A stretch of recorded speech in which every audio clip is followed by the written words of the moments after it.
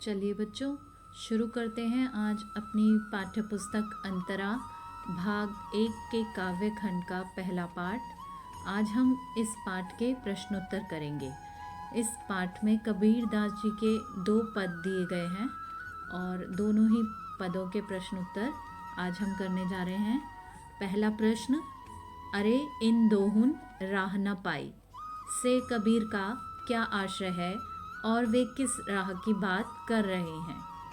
उत्तर, अरे इन दोहुन राह न पाई से कबीर का यह आशय है कि हिंदू और मुसलमान दोनों संप्रदायों ने ही ईश्वर को पाने की सच्ची राह नहीं पाई है।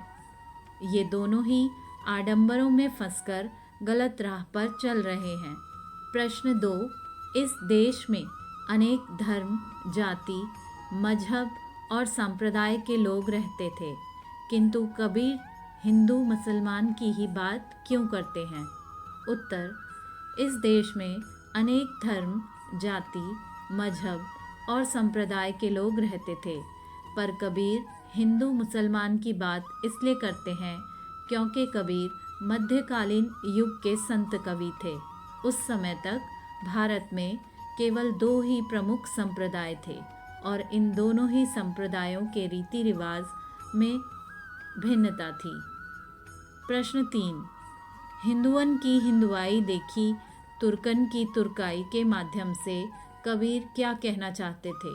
वे उनकी किन विशेषताओं की बात करते हैं। उत्तर, इन पंक्तियों के माध्यम से कवि यह कहना चाहता है कि उन्होंने हिंदू और मुसलमान दोनों के ही रीति रिवाज को देख लिया है। दोनों ही धर्मों के लोग धर्म के नाम पर केवल आडंबर कर रहे हैं, जबकि वास्तविकता कुछ और ही है। दोनों ही धर्म अपने अपने धर्मों को श्रेष्ठ बताते हैं, पर ऐसा काम करते हैं जिससे वे खुद को ईश्वर से दूर कर लेते हैं। प्रश्न 4, कौन राह है जाई का प्रश्न कबीर के सामने भी था। क्या इस तरह का प्रश्न आज समाज में मौजूद है। उदाहरण सहित स्पष्ट लिखिए। उत्तर, उस समय भी समाज के सामने यह दुविधा थी कि किस रास्ते पर चलकर ईश्वर को पाया जाए, और आज के समाज में भी यह प्रश्न मौजूद है। समाज में अनेक धर्म और संप्रदाय मौजूद हैं जो यह दावा करते हैं कि उनके दिखाए रास्ते पर चलकर ईश्वर को सहजता से पाया जा सकता है, परंतु उनमें से किसी के पास भी इसका सही उपाय नहीं है। प्रश्न 5, बालम आवो हमारे गेहरे में कवि किसका आह्वान कर रहा है।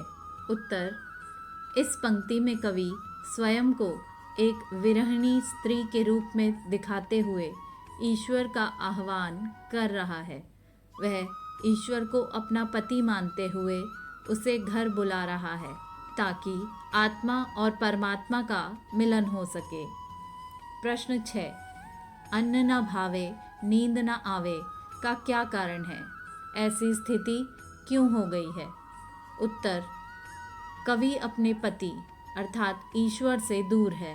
वह परमात्मा का सानिध्य पाना चाहता है, जिसके अभाव में उसकी आत्मा दिन रात तड़प रही है। परमात्मा से मिलन न होने के कारण कवि की दैनिक क्रियाएं शिथिल पड़ती जा रही हैं, इसलिए उसे अब ना ठीक से नींद आती है और ना ही अन्न अच्छा लगता है।